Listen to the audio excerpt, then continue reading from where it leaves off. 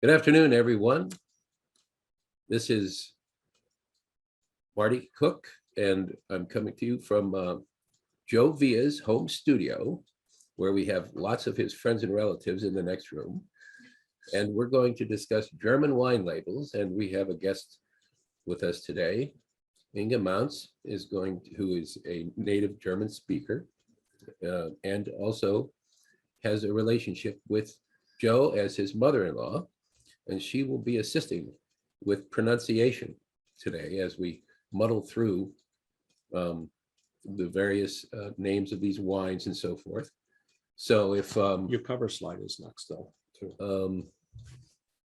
So just advance one. And okay, so I'm going to let Joe do the rest of the talking because before I do, I need to tell everybody this is being recorded. And if you're averse to that, then you should leave now.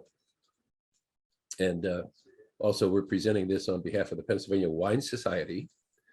And we'll do the revenue portion of the broadcast later on. So in the meantime, Joe, if you wish, take it away. sure. Just real quick here, Marty. Here was our cover slide. You guys, we're used to going through this. This gives all the legalities. Marty kind of just ran through that. Yeah, I would like to start with welcoming my mother-in-law, Inge. Hi, Inge. Would you like to say hello to everyone, please? Are you unmuted? Guten Tag, liebe Freunde. Oh, huh? Can you translate that for us, Inge? Guten Tag, liebe Freunde, which means hello, dear friends. Outstanding. All right. Yeah, we're going to, today's program is going to be reading German wine labels. You know how I work this, guys. I have to give you something educational. There's going to be some boring stuff in this. But what I like to do is just have Inge give maybe some of the maybe correct pronunciation. This cover slide here, there's a picture of her. And what's the name of that town there, Inge? That is Dielkirchen, and that is the place I was born. There we go. Yeah, some of the pronunciations, like I'd say Dahlkirchen. Yeah, Dielkirchen, that real harsh American. So anyway, well, let's get this thing started. And we're going to be just doing German wine labels today. And what I found out in a lot of this research, and let me throw this out, each one of these regions, as Germany has a wine law, a broad wine law, a current broad wine law, each of these subregions, there are 13, can also have sub-region wine laws. So where we don't want to make German wine labels confusing, they do contain quite a bit of information, and sometimes you have to dig into that specific region to know everything about the label. But I'm pretty sure where our wines that we're going to have, we don't have anything that specific to dig into. But let's get this thing started. All right. Real quick, there's a picture of some of the vineyards in Germany, and if you've been watching the news over the last couple of months, if you have heard about flooding in Germany. Now, understand, most of the way I say it in Germany, every one of these regions pretty much has a river running through it. So understand the flooding is going to have it's going to have impact, but to what level? The way I say it, your better vineyards are the higher up on the slopes, and generally less wine is made and they're more expensive. It's going to be your average everyday stuff that really pays the bills for Germany, where they're going to take the hit, I think, on the flooding, on those lower vineyards. Well, that being said, let's get it started here. Like what I like to do is just show you kind of in the world where we're at here, that broad geography, where Germany is located over there in Europe. See, my arrows didn't flow the way I wanted them to here again. Again, just giving you that feel in Central Europe. If you see where France is on the left and then you see Germany a little further north is going to be inherently a cooler climate, and getting the grapes ripe here has really always been an issue. I say an issue in the way of, and we're going to talk about this, it's significant in German wines, the wine that you buy, how much ripeness, how much natural sugar was in that wine, and how much sugar did they have to add because of this cool climate. Okay. Now, when we set this up, just so you see that map on the left, we did try to send this out in a PDF if you guys have it printed out or you have a larger version. This is going to be the map from the German wine folks that they're using officially right now. I know it might be kind of cartoony and colorful, but it will point out those regions. And it's what I sent to everyone. It also points out, I think, the different countries that Germany borders. 13 distinct wine regions. Now, what I want to do here is, point out like the first one here, and I'm just going to say these, but I'd like to have Inge come behind me and maybe just repronounce what we have here. Oh, I went a little bit too, I thought it was my regions here. Bear with me here. The vineyards here are concentrated in the Southwest, and I'm going to point out there are two regions that since the breaking down of East and West in Germany, two other regions have been really added to the law. As I said, a river really does run through these regions. They do have longer growing seasons, sometimes into November, but they're having I want to say in my history, they would have trouble getting these grapes right. Anymore today, Germany has had record number of outstanding vintages.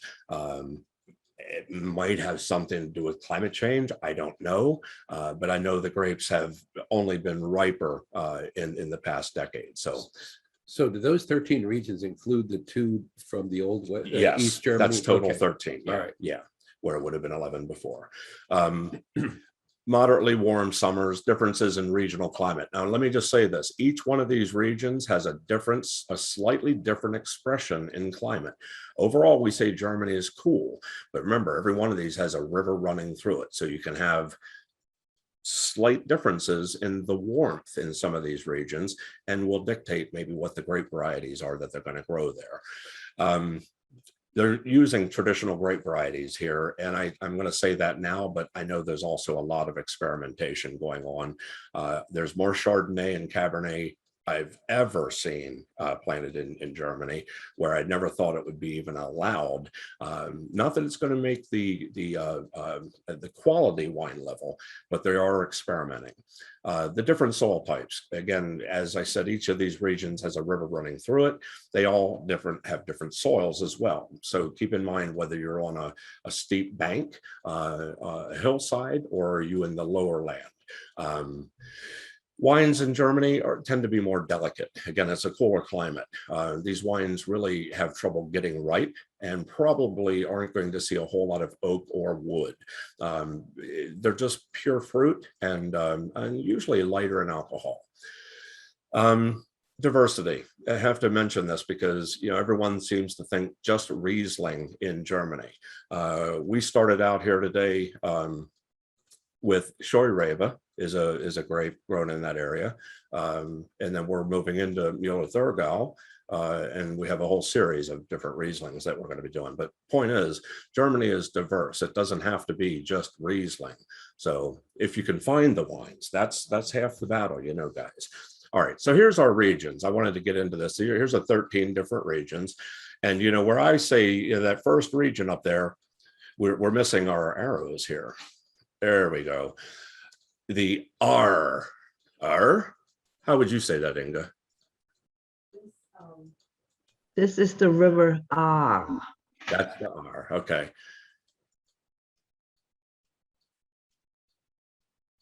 And then Baden. Correct, Baden. Good. So far, so good, huh? Boy, this thing here is all out of whack here. Franken. Franken. Oh boy. Hessische Bergstraße. Hessische Bergstraße. Wow. That's a tough one for me. I don't know, again, anyone out there seeing that Bergstraße, what do you call that where I say between the A and the E on that last word? What is that symbol, Inge? That is an S, and we call it a sharp S.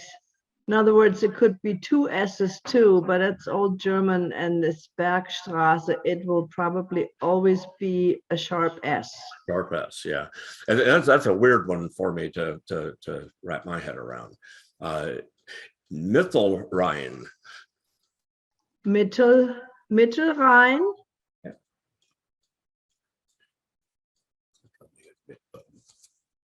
Mosel, Mosel. Nahe,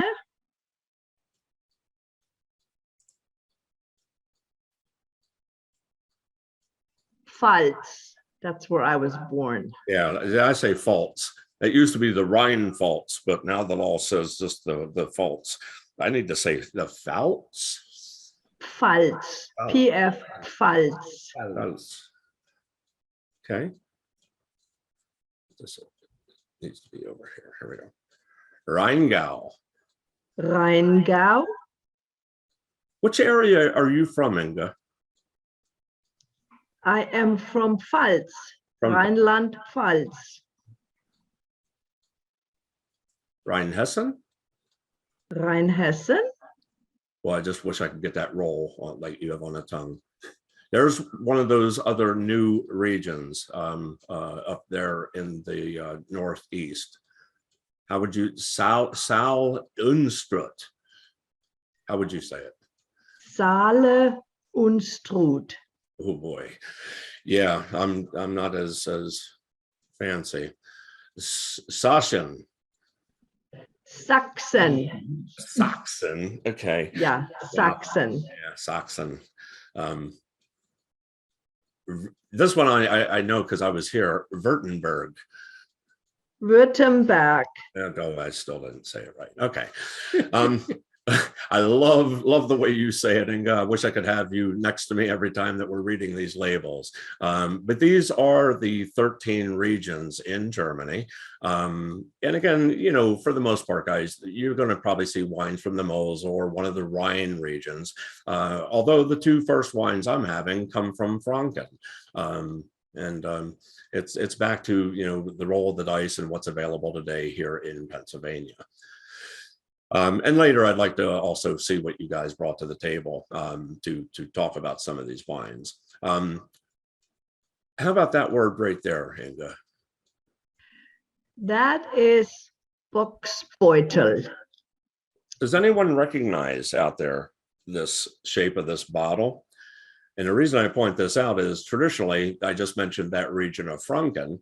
Originally, Germany tried, or the people from Franken tried marketing their wines in these Boxbeutels to make them more recognizable. Unfortunately, retailers can't fit them on their shelves. You know, if you have a wine rack, they don't fit real well in a wine rack. I mean, everything about this really it wasn't successful. Yeah, the two wines that I have from this region are not in Boxbeutels. They're actually now in regular German bottles. I just wanted to point this out, or at least point out the term of that bottle, because you probably will see this again, because when you see wines from this region, it is a traditional bottle. All right, just some real quick history. I don't want to keep boring you with this stuff, but long winemaking history here in Germany. Ancient Teutons produced mead. Does anyone know what mead is? Oh, it's not like that's like rhetorical, I know, but mead, just so you know, comes from honey and it is not wine.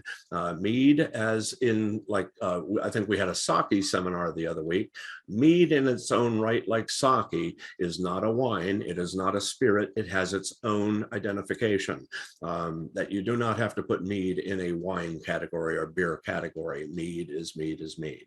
So anyway, being produced from honey, you know, alcohol production dates back here, but it was really the Romans that introduced viticulture and wine to this area 2,000 years ago. Real brief stuff here around 800, Charlemagne regulated wine commerce. This kind of got, I think, into the first of Germany growing as a wine producing country.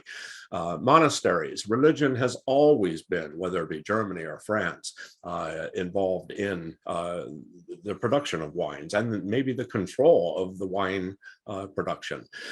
Wine at this time really was the drink of the people. This is really where wine kind of came in its age, if you will. March 13th, 1435. It's a birthday. It's the earliest record of Riesling, and today officially March 13th is Riesling Day. Happy birthday, Riesling, March 13th. We'll have to keep that in mind for a future tasting. 1500, vineyards really were at their best at this point, but the vineyards really started to decrease over the next 150 years. And that was due to climate change. And think of beer. Now, you know, we're talking Germany here, guys. I know there may be a stereotype that you think Germany, you might think beer first, but it really wasn't the first to really come around here in Germany. Again, mead, wine, then beer. So when beer kind of hit the market, oh my goodness, yeah, did it dent the wine market? Absolutely. You know, 30 years war, 1618, 1648, vineyards were destroyed. And I want to just mention this, guys. I don't care where you're at in the world. If you have different political things occurring in that country, wars, whatever it may be, every time that occurs, you have to resurrect or restart that wine industry or that industry again. So we've been fortunate here in Germany, I think, since the 40s, that it's been increasing and building ever since. So 1830 was the birth of ice wine. If you've ever heard of ice wine, you know, that's that frozen stuff, the rare German wine. Yeah, it's where they let those grapes freeze on the vine. Yeah, ice wine really doesn't come from Canada, as I think most people seem to think, but really Germany was where this was born. You can get cheap ice wine in Canada. But anyway, 1872, as I said, you know, whether it be wars or whatever, Germany also was affected by phylloxera. If you know your wine history out there, the world was devastated by that little louse that we pretty much introduced, you know, here from North America to Europe, which devastated all the European vines. So Germany was not, you know, exempt from phylloxera. They too also had to recover and to do the grafting to come out of that. Alsace-Lorraine. This is an area that really has been talked about over the years. It was really once Germany's largest wine region. It changed hands between France and Germany throughout history, so many different wars, most recently in the 1900s, World War I, World War II. And finally, after World War I, though, it was really annexed finally to France. So Alsace-Lorraine, the area where this is located is the Rhine River. On one side is France, and the other side is Baden, Germany. 19th century was the golden age of German wine. Mosel and Rhine wines become favorites of royalty. Yes, I believe that's Queen. Oh, I don't know. I don't even want to guess. She didn't smile a whole lot for that picture, though.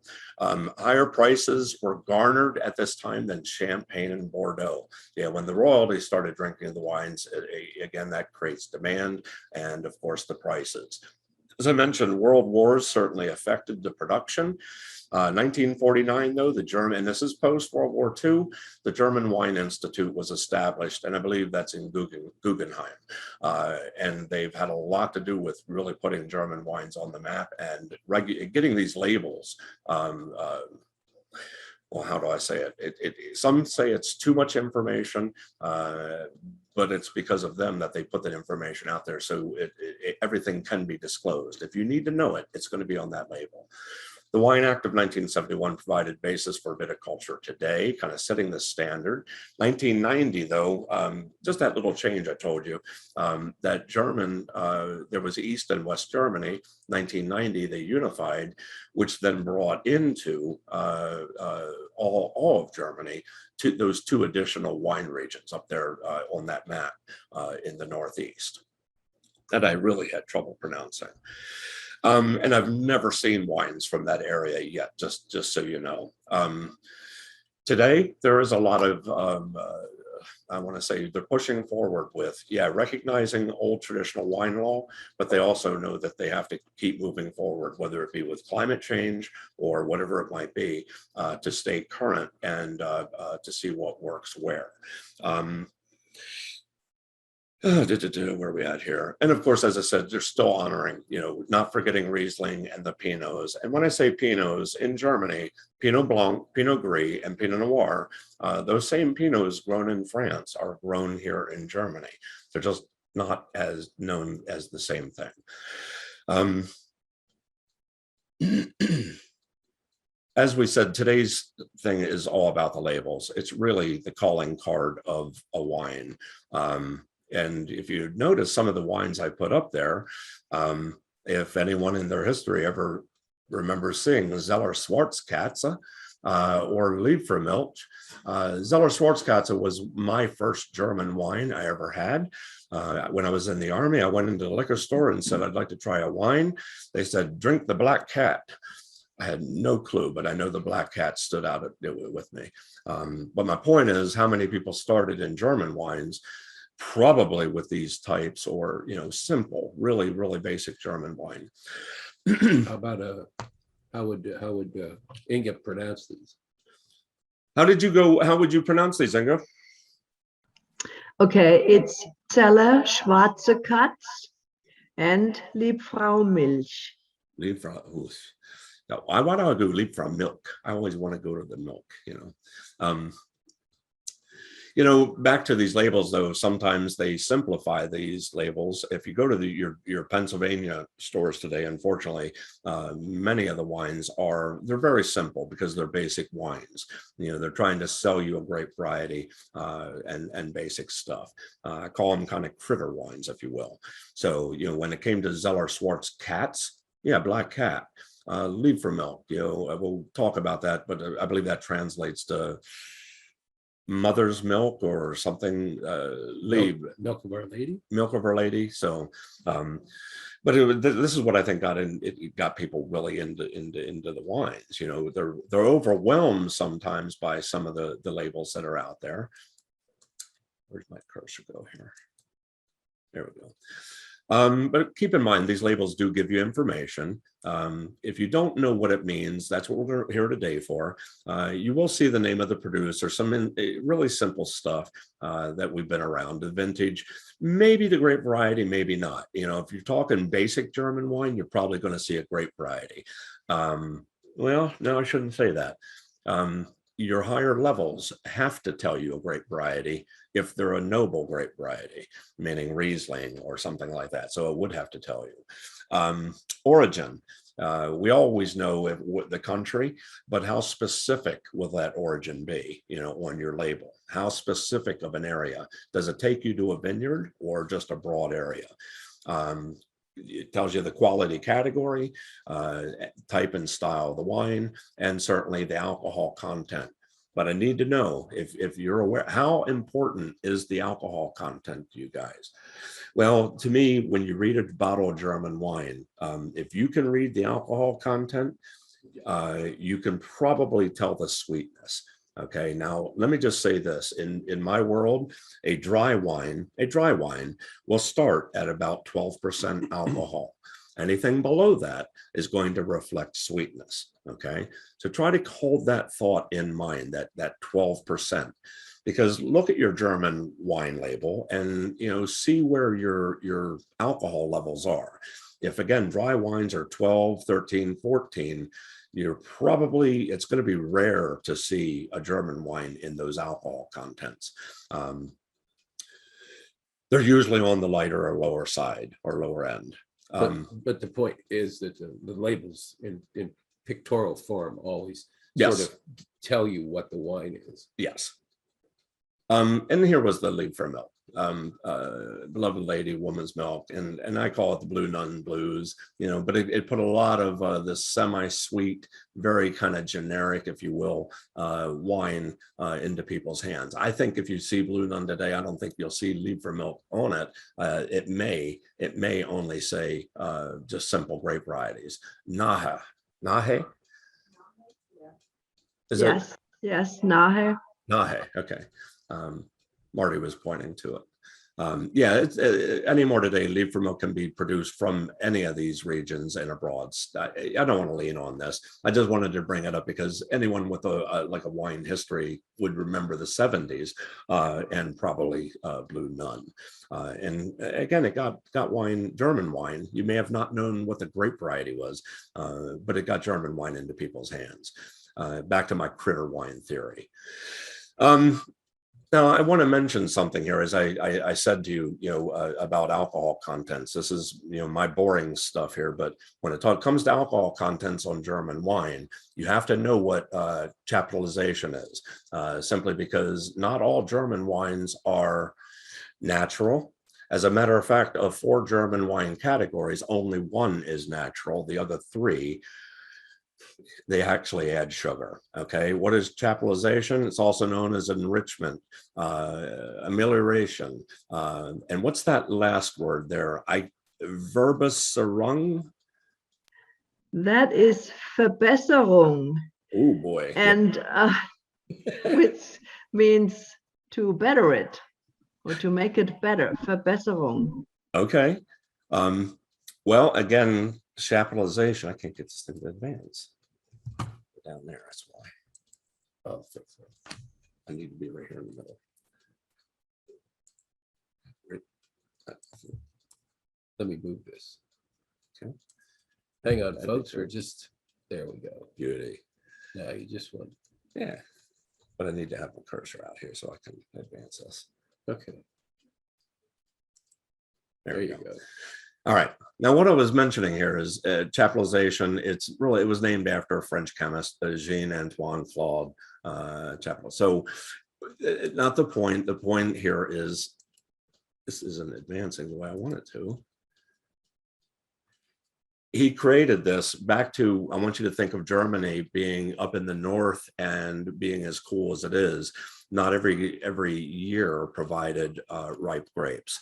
So although you would have grapes, you wouldn't have enough sugar in there to ferment. So I put that formula up there. I want to remind everyone, in fermentation, yeast plus sugar gives us the alcohol.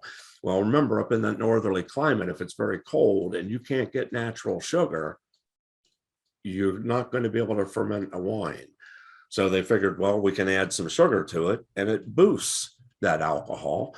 Well, most of your German wines are unnatural in that way, where they add sugar to that wine. So just kind of be familiar with that term, chaptalization, because it's the addition of sugar to unfermented wine just to simply increase alcohol. So when you see German wines out there, let me just stress this. Again, your quality German wines are probably going to be about 7 or 8% alcohol, no more. All right. If you have something that's 10 to 12%, they probably added sugar to it. Probably. There are some exceptions to that. Talking about this, if they ferment all your sugar out, the term is trocken. That's really just what it means, is dry in German. Trocken, a new term added to trocken now, is also selection, just referring to a dry wine. And then they have to meet certain sugar amounts for that to work. Halbtrocken, half dry, also referring to a new term, classic. And this is also a confusing term to me, because where most people start with a dry wine and then you think half trocken, it's going to be half that dryness. Remember, German wines technically are sweet. So to go Halbtrocken, it really goes the other way. And Halbtrocken wines are actually drier than your standard wines. So how do we pronounce that word for half semi-dry, the Halbtrocken? What you got, Inge? I'm sorry, what did you ask? The word Halbtrocken, is that how you say it? That is exactly right. Halbtrocken means half dry. Okay. So, or semi-dry. Okay, thank you. And when you see your German labels out there, like this one here I pulled is really, really old and has a lot of the old script. It's really hard to read. Again, I'm only pointing this one thing out, that if you see the term Haupttrocken on there, the wine is going to be, this is so tough for me to explain, because again, Haupttrocken wines are drier than your standard wine, but not as dry as a Trocken. It really goes that is correct. You said it exactly right. Yes. Keep in mind, German wines are determined by grape ripeness. It's everything, even though we're in a cool climate. And that's why I stress, I think we're seeing warmer temperatures. We've really had some really classic vintages as of late in Germany.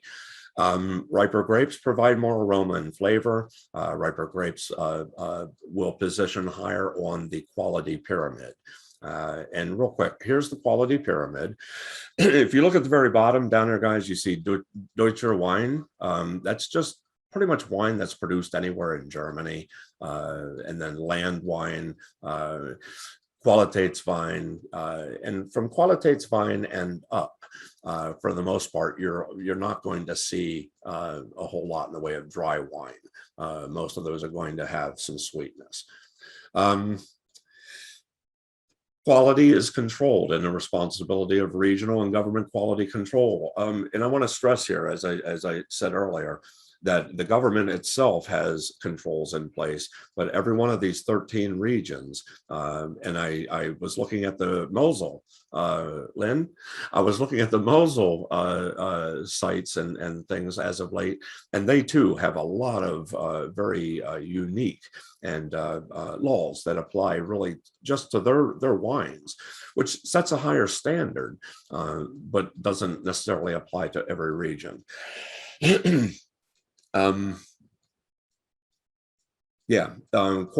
Category and quality testing, it's up to them. And we're going to talk a little bit more about this, that depending on where we're at in German wine level, these wines are tested for quality. Each guarantees minimum standards, provides grape origin, alcohol content, style. These are the things that are going to be provided on the label. Now, what I'm going to point out here are 4 levels. And starting, look at the bottom down there, Deutscher Wein. That's just German wine. That's a wine that comes from Germany. That really doesn't tell you a whole lot. And I want to be honest, a lot of that it would never even leave Germany. Deutscher Landwein. This is going to be from one of those 13 regions. What's that next word? Can you pronounce that one for me, Inge? That is Qualitätswein. In other words, a quality wine. Yeah. So when we move into this, now we're getting out of that broader area, and there's going to be more, well, controls and, in theory, better quality in that wine. And then the last, or the highest category, Prädikatswein. How would you say that, Inge? The same as you did, Prädikatswein. Yeah, I may have heard you say that. Prädikatswein, and we're going to talk about that those are your quality wines, really at the highest on that pyramid. Most of the wines brought into this country are quality wines or Qualitätswein. But as even when I put this together, requested if you could find Prädikatswein, that's your Cabinet, Spätlese, Auslese level wines. I wish you luck, but those would be the wines I would hope that you'd look for. Indeed, they are better. Real quick, the Deutscher Wein, German wine, it's the table wine category. It's that bottom level, just basic ripe grapes or slightly underripe grapes. Remember, they can add sugar.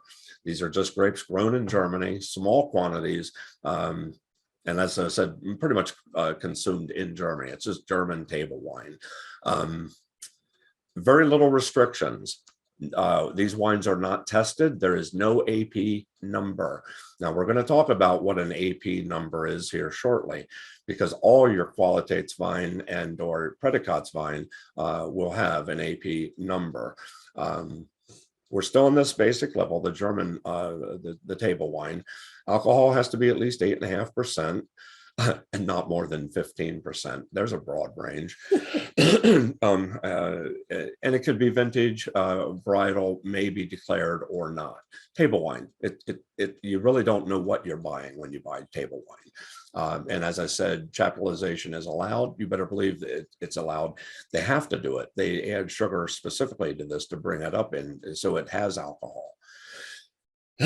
Now, here's where I said that your quality wines will have this AP number, but that's an M. Help me with that pronunciation, Inge. Okay. Amtliche Prüfungsnummer. Give it up. Yeah, all right. AP number works for me. Yeah, if you guys are out there, I mean, if you have your German wines out there and you have a quality wine, you look at your label, you have an AP number on there. But that's what it translates to. And it really just translates the official approval number. Say that again, Inge. Amtliche Prüfungsnummer. Okay, thank you. It is a quality control test number, identifies the wine. It's required for all your QBA and QMP wines, meaning all the Qualitates wine and or the Predicates wine. It's going to be required on there. If you have one of those wines and it has an AP number, here's just a false number on the screen there, but just how to break that down. You see the AP number, NR, the two would be referring to the testing center where the wine was tested. And then the 606, as it would translate, the village where it was produced.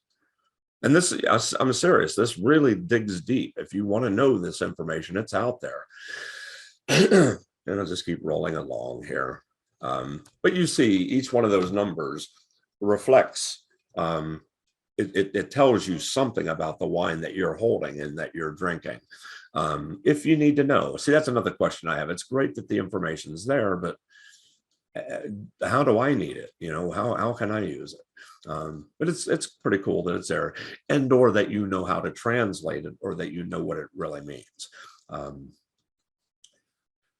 The next level, again, that first level was just your table wine. The next level is your wine with a protected geographical indication. Remember the 13 regions. So the next level is going to at least come from one of those regions. The first level is just anywhere Germany.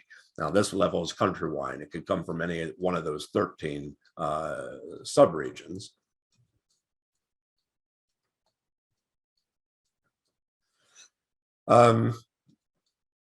Must come from one of 19 specified wine districts. Grapes must 85% must originate in the region named. And again, that means a lot because it's just getting more specific than that broad table wine. Minimum 5%, 0.5% more alcohol. And again, chaptalization is allowed because they have to add sugar to bring this up to alcohol. These wines are going to typically be dry or half dry, just due to the quality level and the fact of them having to add sugar to them. Here's the level, the third level, where most of our wines in this country are pretty much under, and that's the Qualitates wine. It's the majority of what's in the US market.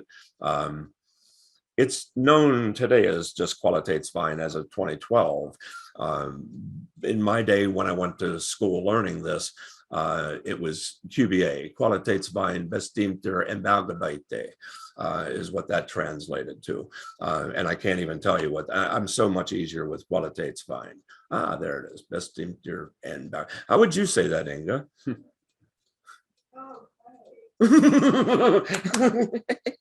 Yeah, that I don't know. That's an odd. Can you unmute yourself? There you go.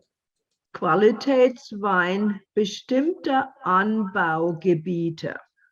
In other words, it has to come from a certain region, has to be planted in a certain region. Yeah. Well, and again, I'm just putting that QBA up there because some of the old wines I have in there to open or to be tasted then still have the old QBA on there. But today you'll just see Qualitätswein. It translates to the same. If my cursor isn't over here, I can't click. It's okay. Yeah, it's quality wine from a designated region. There we go. The region has to be declared on the label. And again, just being more specific in things. Only made from legally recognized grapes. Now, depending on the region you're in for the Qualitätswein, that can vary. Most of these are going to have Riesling, but there are, again, other grapes in Germany. Keep your eyes open. That are allowed for quality wine. They must reach minimum ripeness and alcohol content and obey regional appellation laws. They have to be tested for compliance, and then they will get their AP number. But chaptalization is still allowed here, meaning they still can add sugar to a Qualitätswein. Just because it says Qualitätswein doesn't mean they didn't add sugar.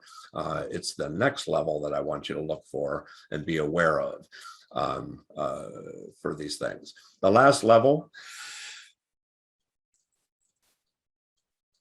is pretty much your Prädikatswein. Prädikat is wine with a special attribute. This isn't advancing. There we go. This is another term that it used to be Qualitätswein mit Prädikat. Can you say that one, Inge? Qualitätswein mit Prädikat. I can't get the roll of my tongue on that. Same thing goes. Today it's just known as Prädikatswein or Prädikat. It was Prädikat mit Prädikat or Qualitätswein mit Prädikat.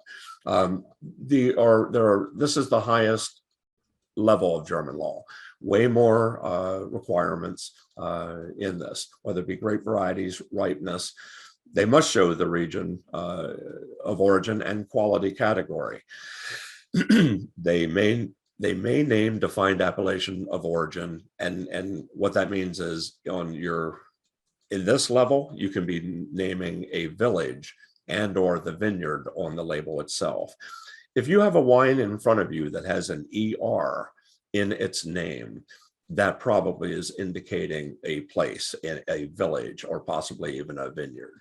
I hate to even use that word like from Zeller or Schwarzkatz, but Zeller refers to the town of Zell. So anytime you see an ER word on that label of a German, it's usually referring to a town, a village, or even a vineyard. But stressing in this level, there is no chaptalization. These wines are all natural. So when they are on the vine and it comes time for harvest, normal harvest is Cabernet. So if you've seen these terms out there, Cabernet is just referring to, and I don't have the numbers here, that's way too deep, whatever the regulated or the number is for ripeness, whatever the sugar, the natural sugar would be, they then pick for Cabernet. The next level is Spätlese. How would you say that one, Inge? Spätlese, same as you. Yeah, well, see, I say more of the spate, but I hear more of like an spate coming, in the correct pronunciation. Auslese. Auslese. Beerenauslese. Beerenauslese. Trockenbeerenauslese. Trockenbeerenauslese. And of course, ice wine. Now, what these things are, guys, I want to just emphasize what these categories are ripeness categories. So when Cabernet is your normal ripeness and they pick the grapes, Spätlese is going to, it really refers to late picked, and they're going to let those grapes on the vine just a little bit longer, maybe 1 to 2 weeks longer. Auslese, maybe another week, 2 weeks longer, and just keep increasing that. But keep in mind your sugars, every time they let those on the vine for those additional week or two, those sugars are also increasing and your grapes are probably shriveling up to a raisin. So they're getting very sweet is my point, depending on where we're at in that harvest. I did send this out. Hopefully you guys have this out there. This is all from the German wine folks to help better understand these terms. And we were just talking about these predicate attributes, your Cabernet and all that. Cabernet made from fully ripened grapes picked at normal harvest time. Spätlese, late harvest. And again, my understanding, just a couple weeks later than Cabernet. Auslese, select harvest. Now, because the grapes are actually getting really, really ripe on the vine, now they're going to be pretty much hand-picked, more of a selection, if you will. Baron Auslese, very select harvest. Think of these things, these grapes are now raisinating on the vine. So you better believe these are super ripe grapes and are now dessert wine level. Trockenbeeren Auslese, these are literally like raisins on the vine. They're dried up. And the sugar concentration is through the ceiling. And then ice wine is that very last one let on the vine, excuse me, even longer, to let those same grapes that might be in Trockenbeeren Auslese ripeness, let them freeze on the vine, hand picking them grapes and then crushing them. That's why you virtually have no ice wine out there. There's so little of it produced. And if you find it out there, you'll probably pay easily $200 a half bottle. We have a Baron Auslese we're doing today, a half bottle, a very select harvest. But that's that's the highest quality I can kind of find around here. So there's another picture of the vineyards, just to give you an idea of, a lot of it, we hear of, vineyards in Germany being on slopes and steep, hillsides, but keep in mind, as I said, there's a river running through it. These vineyards do often extend down to the river banks. And it's your lesser vineyards that I want to say are going to be down on the river banks. Your probably more affordable wines are the ones that probably got hit by that flooding, not necessarily the quality wines. I want to mention grape varieties. We got to talk about this real quick. In Germany, if you look on the left there, you have Riesling. Riesling by far in white grapes is going to lead the pack. With Müller-Thurgau, am I saying that correct? Inge, how would you say that second grape there? The Müller-Thurgau? So good. See, yeah, I say Müller. Yeah. I say Müller, like a Müller-Thurgau. Müller, yeah. Müller. How are you saying it? Müller. Müller. Müller. It's a Ü. Müller. Müller-Thurgau. Yeah, I need more wine. Okay. But Müller-Thurgau is usually blended. It's when we talked about that Blue Nun earlier, it probably had a good percentage of Müller-Thurgau in it. If you see German wine out there that doesn't list Riesling as a grape, it probably has Müller-Thurgau in it. Keep that in mind. Not a bad thing. It's just a secondary and usually a blending grape. Miscellaneous white varieties. Scheurebe, that was our first wine we had here today. Gewürztraminer. How would you say that one, Inge? Oh. Unmute. Are you on the white or on the red? You're muted. Gewürztraminer. Miscellaneous white. Do I have that? It's under miscellaneous white varieties, On the white side, but the second grape. Well, you may as well say the first grape because you say it better than. Yeah, she said Scheurebe too. Yeah. Oh, okay. I can't see. It's too small. Sorry. Okay. Well, I'll go with Gewürztraminer. So. Okay, that's probably right. Okay. Well, the miscellaneous whites, keep in mind, Scheurebe, Gewürztraminer, Sauvignon Blanc. What's that? Gutedel, Bacchus, Chardonnay, and Kerner.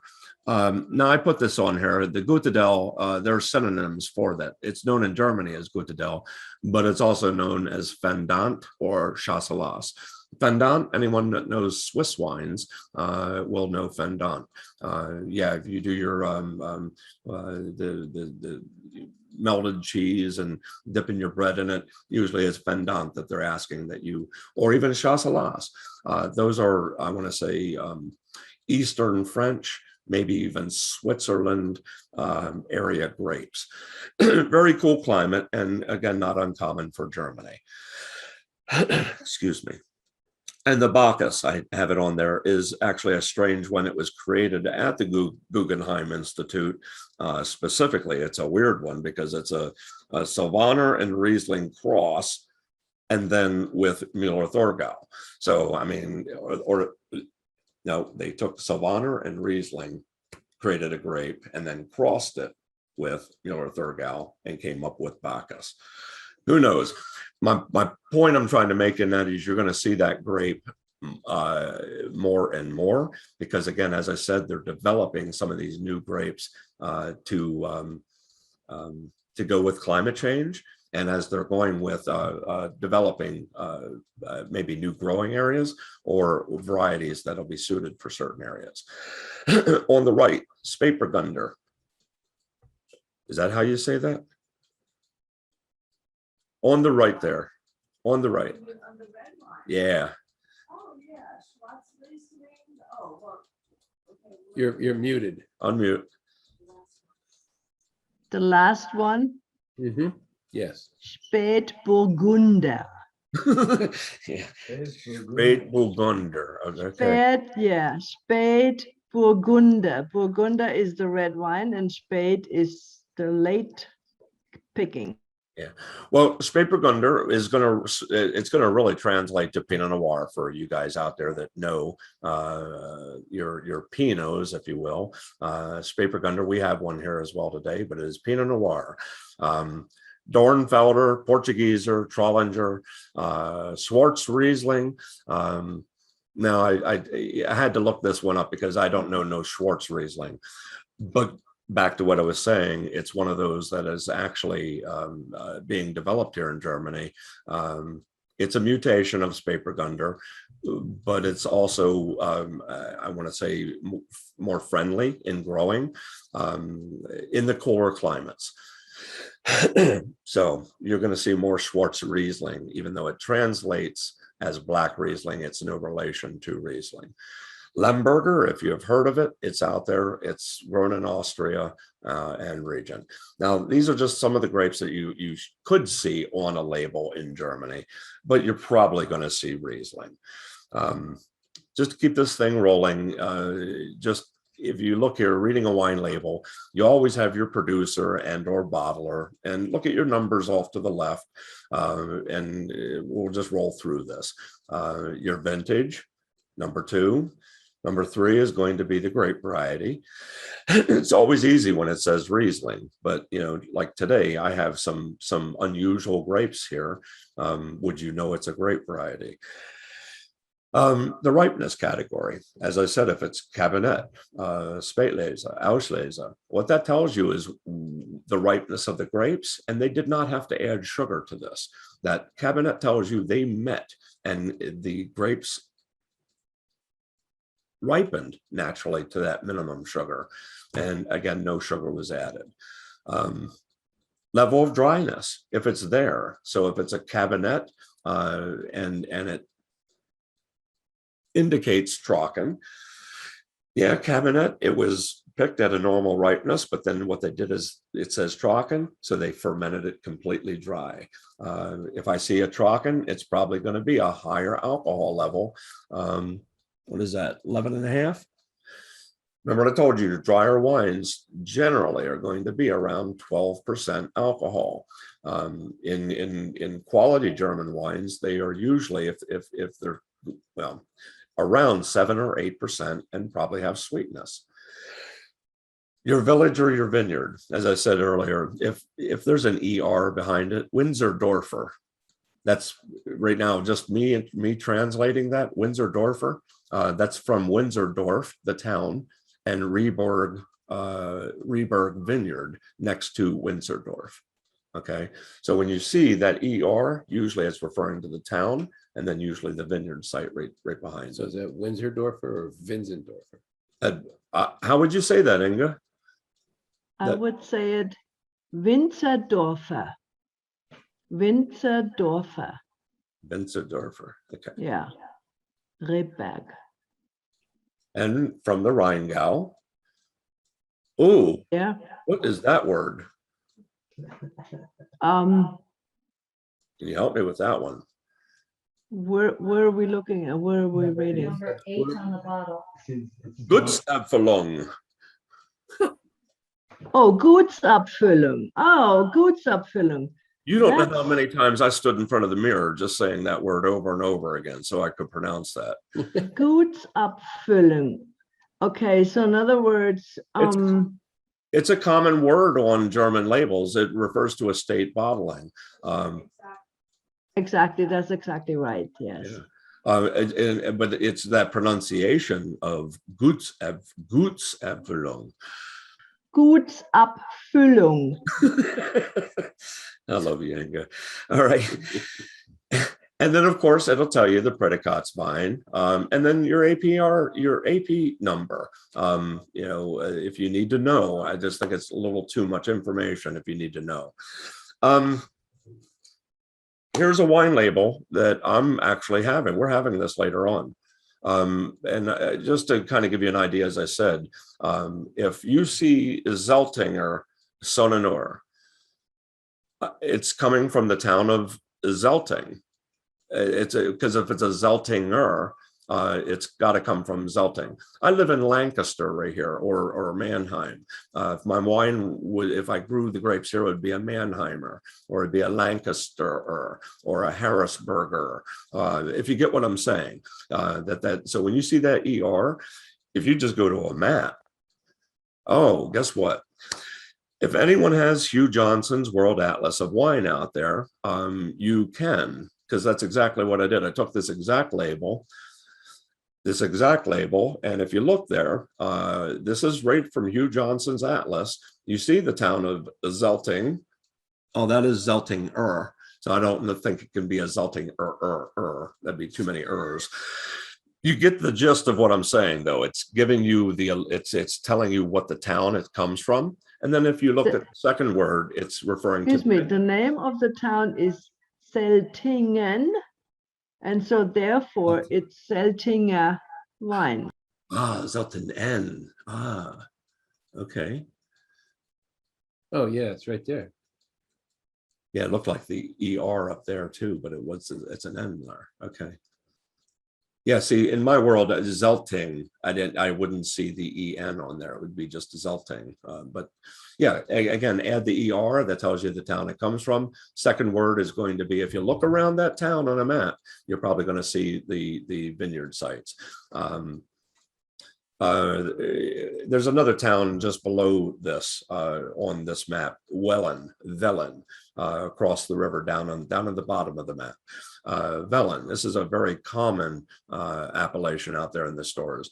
Velen, and then if you look right across the river, Himmelreich, there's a vineyard, and the town of Grocker Himmelreich.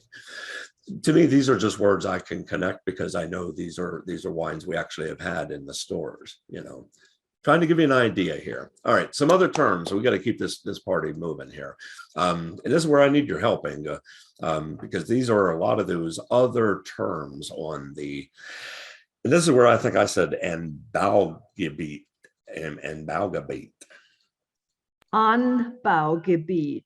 Okay. In other words, where the wine was planted, Okay. the region where the wine was planted first. And a Bereich, is that how you say? Bereich is Bereich. a district. There's that Gutsabfüllung again. Yeah, I'm familiar with it because I know it refers to a state-grown wine. Yes, Gutsabfüllung.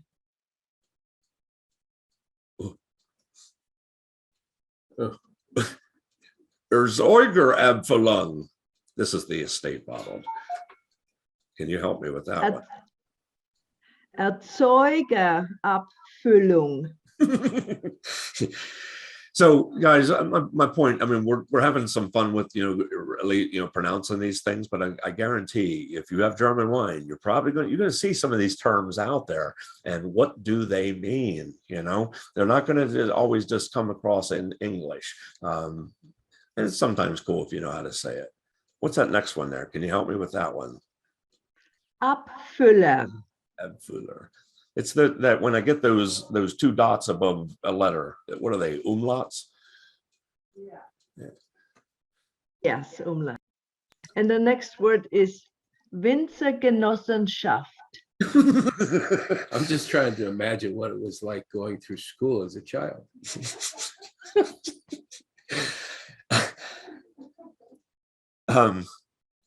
Yeah, I'm not going to even try that W word. No. Winzergenossenschaft. And the next one is Gutswein. That just sounds like it's good wine. Oh, okay. Good entry level wine. Okay. Ortswein. It just refers to its being from superior soils. Erste Lage. It is a first-class site. In our French way of classifying, it's equivalent to a Premier Cru wine. How about the last one there? Große Lage.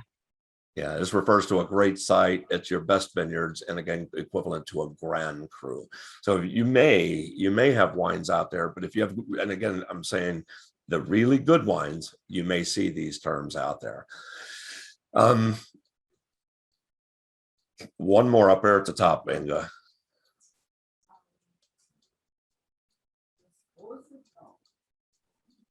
Großes Gewächs.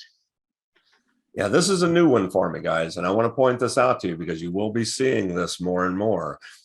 Because what this is well, it's from Große Lage or your Grand Cru vineyards, but it's your very best. If you see this term out there, and GG, we'll just refer to it as GG. These are your very best wines. What's that next one? Erstes Gewachs? Yeah.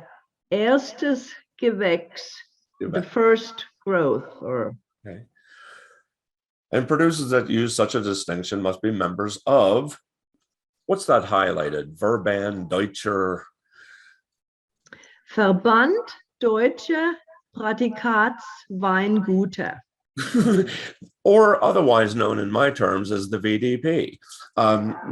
Most of the wines I have here today, if you look at your German wine that you have, if you have these, if it's a VDP wine, on the capsule of the bottle of wine will have a little eagle, or might even have VDP.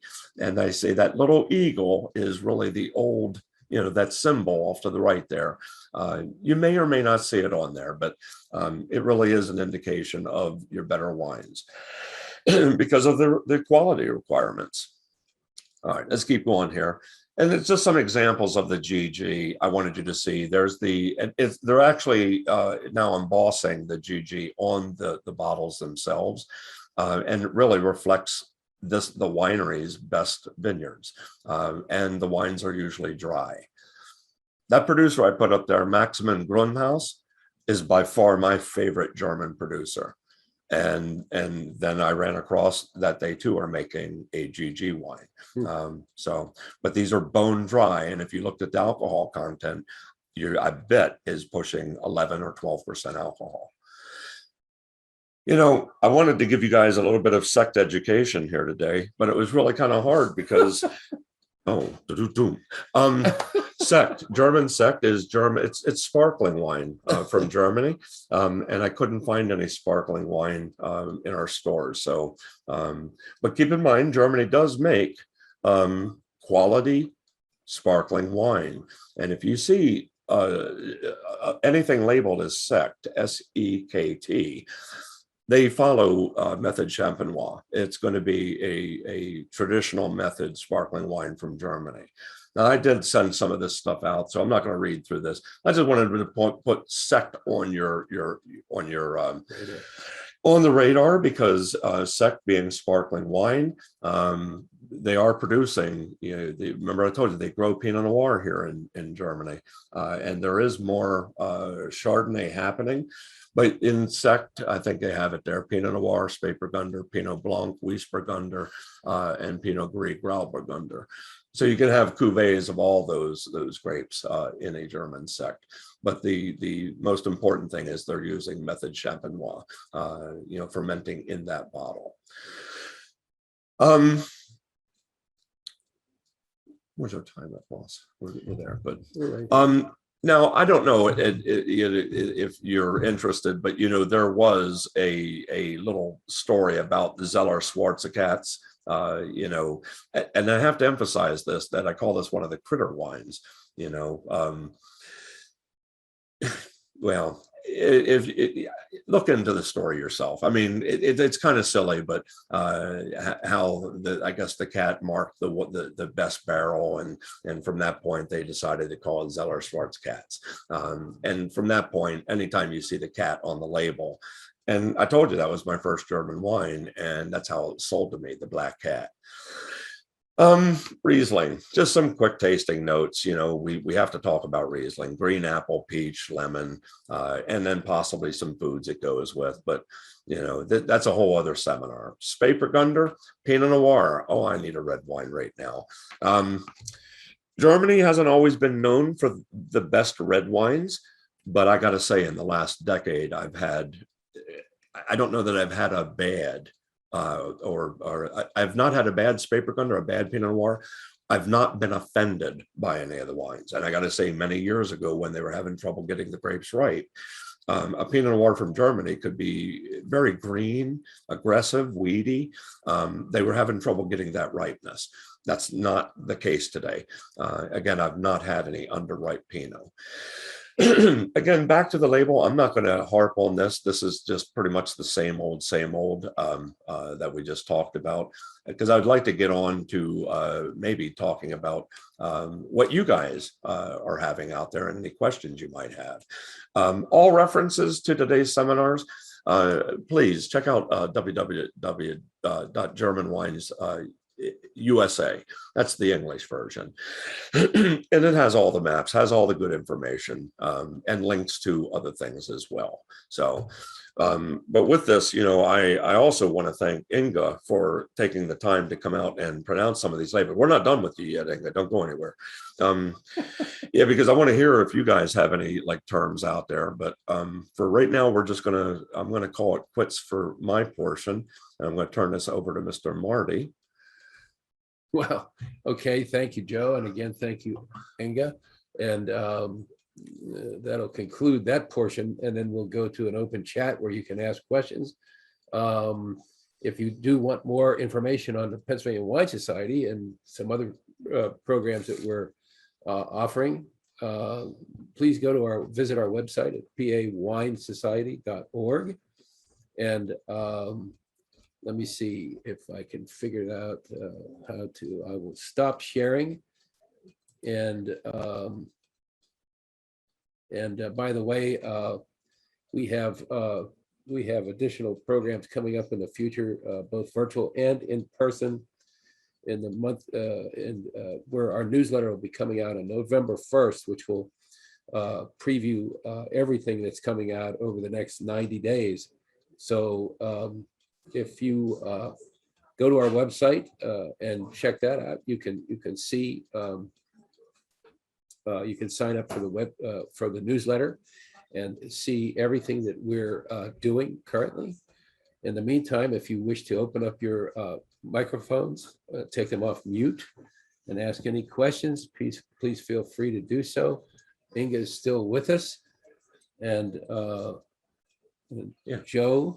I just went out and got my I don't know if you can see it. It keeps disappearing. Yeah. My bottle of JJ Prum Zeltinger Sonnener Auslese.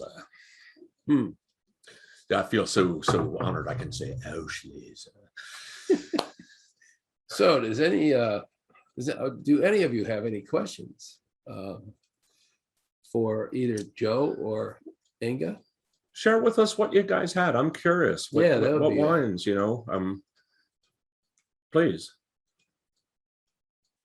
No, please don't say Blue Nun or Black Tower. Come on. By the way, with the glass shortage and everything, I wonder if they'll come back to ceramic bottles. You know what brand that was, sir? Black Tower? No, it was not. That was Milkmeister. I remember Black Tower in a Really? ceramic bottle, Okay. yes. Yeah, Milkmeister. We used to sell Milkmeister in the ceramic bottles. And yeah, I always hated it because you could never tell really what color the wine was. And of course, Yeah. Lancer's in Portugal, right? Yeah. Oh, that's right. What'd you have? We're drinking what you told us to. Oh, now we have the Oh my feedback. God. You got a feedback on that one. Sure, add wine to the folks and that's what you get. Okay. As I told my son, alcohol's involved. Didn't So- anyone else have any wine? We started with German Wait, beer, by we've the got, way, too. we've got a comment down here in the chat. Somebody says, oh, this is, Schmidt-Sona Riesling. There you oh, go. this is from Sheila Ricketts, and it's we're drinking, yeah, how do you say that? Schmidt-Sona Riesling, and a 2018 Eck Dornfelder. Dornfelder. All right. The Dornfelder. Dornfelder is probably a little better, but I mean, it's a red wine. It's a widely produced red wine. Yeah. And actually, I think it's actually a hybrid of two hybrids. It was developed some years ago in Germany. And who was it? No, Sheila, she was just drinking something. What were you drinking? Yeah, that was Sheila. Oh, that was she was okay. All right. that was the Anybody else? Dornfelder. Anybody else want to share? Come on, you guys. Come Be so on, just tell us bashful. what you have. What you didn't anyone drink any German wine? Avro, what are you drinking? It's probably French. No. It's probably from Alsace, the Alsatian region. Oh, there's Cindy. Cindy, Hi, tell Cindy. us, what are you guys drinking? Oh, wait a minute. Okay. Okay. You're muted. You're muted, Cindy. Lynn is going to come. You can't have the volume on. Lynn is going to come on. You must have two microphones on over there because we're getting feedback.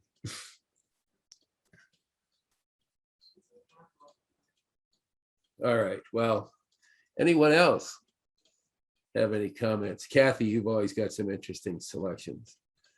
Christine, did you have a German wine on your shelf? Nancy and Bob, what did you find down in your cellar?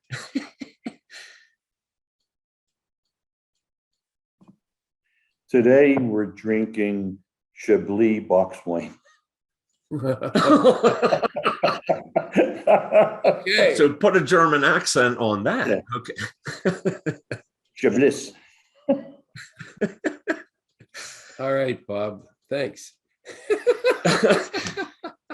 Did anyone else have German wine? Just us? All right. Okay. Christine I was thought going Cindy, to I say thought Cindy something. was going to say something. Yeah, I thought Christine was going to say something too. Cindy, your camera is like all over. Woo. That's because Averill's controlling it. No, that's because there's alcohol involved. Oh. But they're light wines. These are German wines. You know. You don't know that's what they're Jeez. They might be drinking. Okay. You know. There's Lynn. All right, here we go. All right. Lynn's doing the sound. Don't move the bottle. Don't move the bottles. We have a Donhof Riesling. Okay. That's from the false. And we have a Mühle Katwa Riesling from the Mosel. Which one was that? Mühle Katwa. Oh, I don't know that one. Okay. And we have a Dotel Pinot Noir from, I'm not sure. Let me look at the recent region. I thought that was also false, but I'm not sure now. Most Pinot Noirs are going. Württemberg, Which one? Württemberg, or Voot, no. Württemberg, that's okay. a- Württemberg. I'm not good at this. Gutenberg. Have Inge say it. WURTTEMBERG. You're muted, Inge. You're still muted.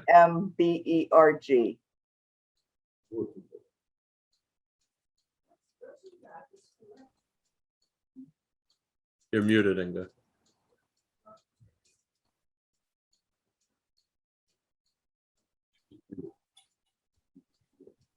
They're all trucking, and they all paired very nicely with Thai food, including the spicy Thai food. The more spicy Riesling, especially with, yeah. with the Riesling. spicy The Thai second food. one. Yeah, the second Riesling especially. Yeah. So it sounds like they're from Württemberg. Oh, there. Yeah. Yes, Yes. yes. You said it. You said it right. Okay, thank you. That's, Oh, yeah. that's the Pinot Noir or the Spätburgunder. Spätburgunder. Oh, I took French, if you can't tell. the Spätburgunder. That's correct also. Yes. Thank you so much, Inga. This was wonderful. Oh, We you're all welcome. need to practice. It was fun. I'm waiting to drink though. They promised me we would drink. I don't know. They're holding out on you? That's Yeah. terrible.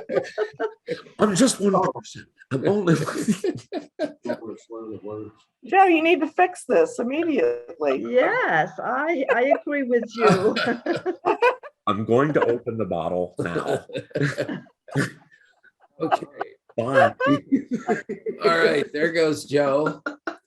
He's on his way to the kitchen to pour one for Inge. So if nobody else has any further comments, I'm going to let everybody go enjoy their own bottle. And please stay tuned.